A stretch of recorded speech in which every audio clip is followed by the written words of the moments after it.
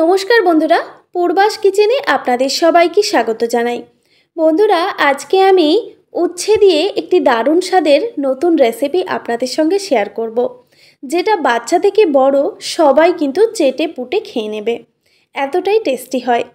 তো রেসিপিটা বানানোর জন্য দেখুন, প্রথমেই আমি 4 পিস উচ্ছে নিয়ে নিয়েছি, উচ্ছে বা করলা যেটাই আপনারা বলেন। এবার দেখুন, এইগুলোকে পরিষ্কার করে 2 থেকে 3 বার জল পাল্টে ধুয়ে নিয়েছি। এবার এই উচ্ছে বা করলা কেটে নিতে হবে। ঠিক কিভাবে কেটে নিচ্ছি সেটা একটু লক্ষ্য করুন, তাহলেই বুঝতে পারবেন। তবে আমি আমার পছন্দ মতো শেপে উচ্ছেগুলো কেটে নিচ্ছি। আপনারা আপনাদের পছন্দ মতো শেপে কিন্তু সবজিটা কেটে নিতে পারেন। দেখুন, আমি ঠিক এইভাবে কেটে নিয়েছি। আর এই উচ্ছের ভেতরে যে বীজটা রয়েছে, বীজগুলো কিন্তু আমি ফেলে দেব।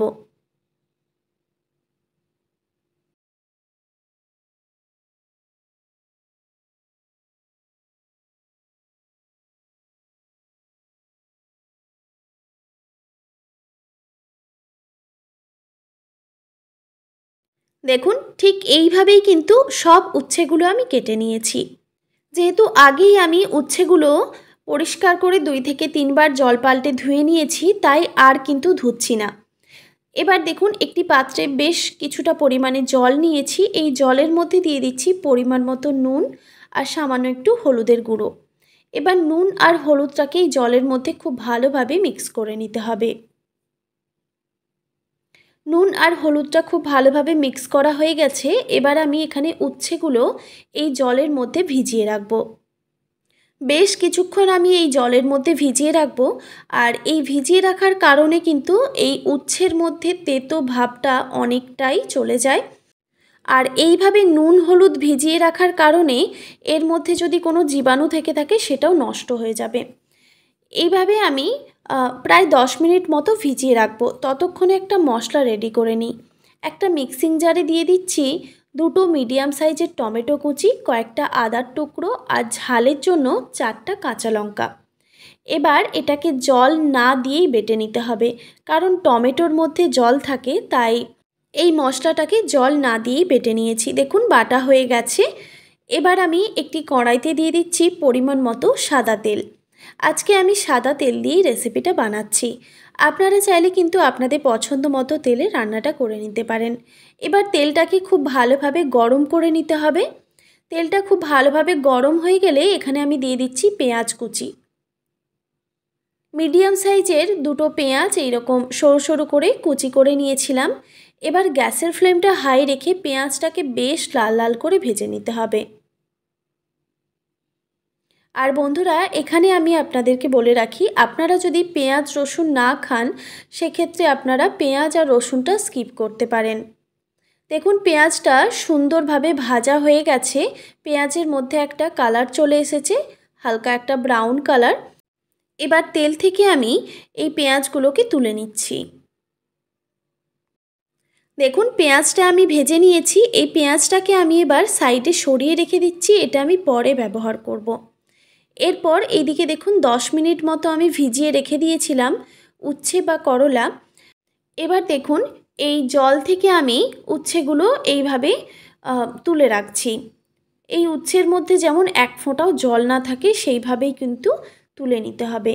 আর আপনারা চাইলে এখানে টিস্যু পেপার দিয়েও কিন্তু উচ্ছেটা পরিষ্কার করে মুছে নিতে পারেন। জল থেকে তুলে নিয়েছি দেখুন। এবার আমি এই তেলের মধ্যে উচ্ছেগুলোকে ভেজে নেব। গ্যাসের ফ্লেমটা লো টু মিডিয়ামে রেখে ভেজে নিতে হবে। তবে খুব বেশি ভাজবো না, শুধুমাত্র হালকা করে একটু ভেজে নিলেই হয়ে যাবে।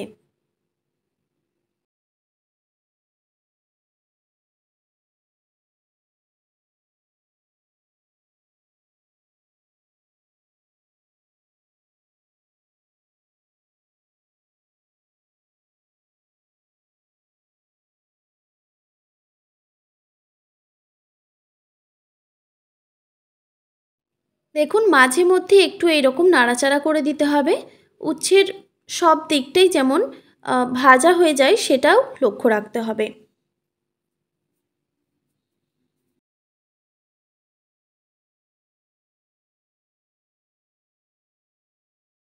গ্যাসের ফ্লেমটা লো টু মিডিয়ামে রেখে আমি উচ্ছেগুলোকে ভেজে নিয়েছি। দেখুন, এবার আমি তুলে নিচ্ছি, কারণ এর থেকে আর বেশি ভাজবো না।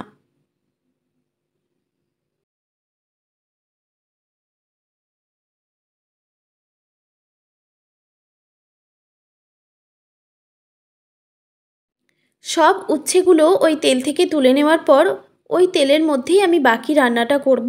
ওই তেলের মধ্যে দিয়ে দিলাম একটা তেজপাতা, এরপর দিয়ে দিচ্ছি কুচানো পেঁয়াজ, এরপর স্বাদমতো নুন দিয়ে দিলাম। এবার পেঁয়াজটাকে হালকা করে একটু ভেজে নিতে হবে।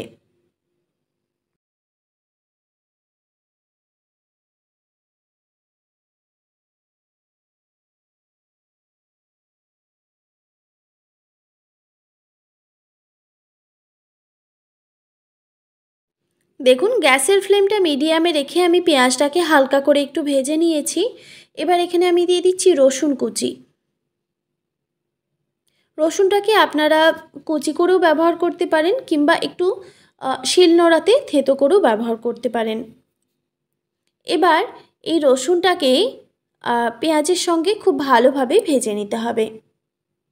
আবারও বলছি, গ্যাসের ফ্লেমটা লো টু মিডিয়ামে রেখে পেঁয়াজ আর রসুন ভেজে নিতে হবে। দেখুন বন্ধুরা, পেঁয়াজ আর রসুন কিন্তু ভাজা হয়ে গেছে। গ্যাসের ফ্লেমটা লো টু মিডিয়ামে রেখে পেঁয়াজ আর রসুন আমি ভেজে নিয়েছি। এবার এখানে আমি মিক্সিতে যে মশলাটা বেটে রেখেছিলাম, আদা, টমেটো, কাঁচা লঙ্কা, সেটা এখানে দিয়ে দিচ্ছি। এরপর মিক্সির মগ ধোয়ার সামান্য একটু জলও দিয়ে দিচ্ছি। এবার এখানে আমি কিছু গুঁড়ো মশলা অ্যাড করব। দিয়ে দিচ্ছি হলুদের গুঁড়ো হাফ টেবিল চামচ পরিমাণে। এরপর দিয়ে দিচ্ছি জিরে গুঁড়ো হাফ টেবিল চামচ পরিমাণে, আর সামান্য একটু লঙ্কার গুঁড়ো দিয়ে দিচ্ছি। এবার এই মশলাটাকে ভালোভাবে কষিয়ে নিতে হবে। গ্যাসের ফ্লেমটা মিডিয়াম টু হাই রেখে মশলাটাকে ভালোভাবে কষিয়ে নিতে হবে।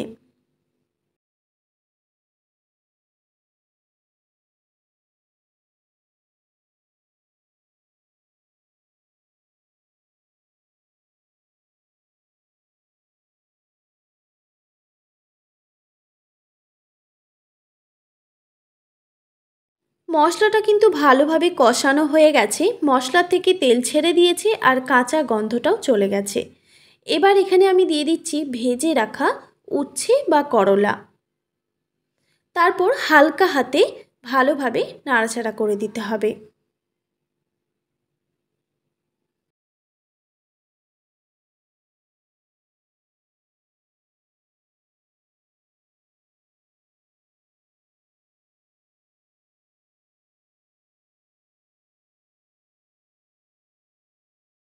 ভালোভাবে নাড়াচাড়া করে দেওয়ার পর এখানে আমি দিয়ে দিচ্ছি 1 বাটি পরিমাণে জল। জল দেওয়ার পর খুব ভালোভাবে আবারও নাড়াচাড়া করে দিতে হবে।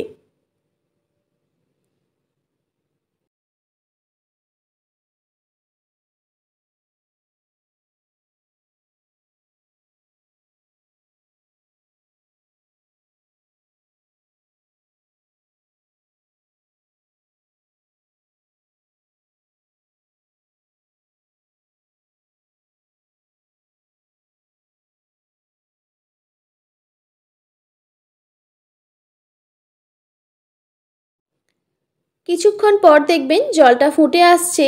তো এই সময় আমি গ্যাসের ফ্লেমটা মিডিয়ামে রেখে একটি ঢাকনা দিয়ে ঢেকে রেখে দিচ্ছি প্রায় 5 থেকে 7 মিনিট মতো। 5 থেকে 7 মিনিট পর আমি ঢাকাটা সরিয়ে নিলাম, আর মাঝে একবার আমি ঢাকা সরিয়ে একটু নাড়াচাড়া করে দিয়েছিলাম। দেখতেই পাচ্ছেন বন্ধুরা যে জলটা কিন্তু অনেকটাই শুকিয়ে এসেছে, আর উচ্ছে বা করলাও সেদ্ধ হয়ে গেছে। তো আর কিন্তু ঢাকা দেওয়ার প্রয়োজন নেই। তো এইভাবে আমি আরও কিছুক্ষণ এটাকে রান্না করে নেব। বেশ কিছুক্ষণ আমি গ্যাসের ফ্লেমটা মিডিয়ামে রেখে রান্না করে নিয়েছি। এবার এখানে আমি দিয়ে দিচ্ছি ভেজে রাখা পেঁয়াজের বেরেস্তা, আর দিয়ে দিচ্ছি ধনেপাতা কুচি। এবার খুব ভালোভাবে মিক্স করে নিতে হবে।